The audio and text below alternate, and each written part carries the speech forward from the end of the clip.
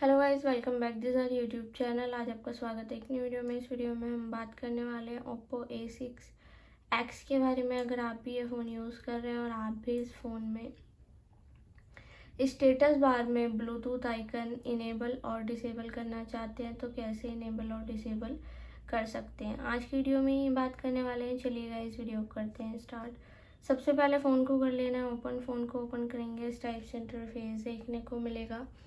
बहुत सारे ऑप्शन देखने को मिल जाएंगे। इनमें से सेटिंग्स के ऑप्शन पर क्लिक करना है, ऊपर की तरफ स्क्रॉल करना है, नोटिफिकेशन एंड क्विक सेटिंग्स पर क्लिक करना है।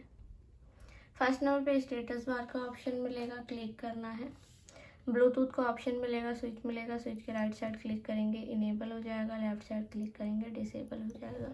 इसी टाइप से इनेबल और डिसेबल कर सकते हैं। अगर वीडियो अच्छी लगी है तो चैनल को सब्सक्राइब, वीडियो को लाइक शेयर जरूर कर दें, साथ ही बेल आइकन का बटन भी प्रेस कर दें ताकि आने वाली वीडियो की नोटिफिकेशन आपको मिलती रहे। मिलते हैं नेक्स्ट वीडियो में, तब तक के लिए बाय बाय।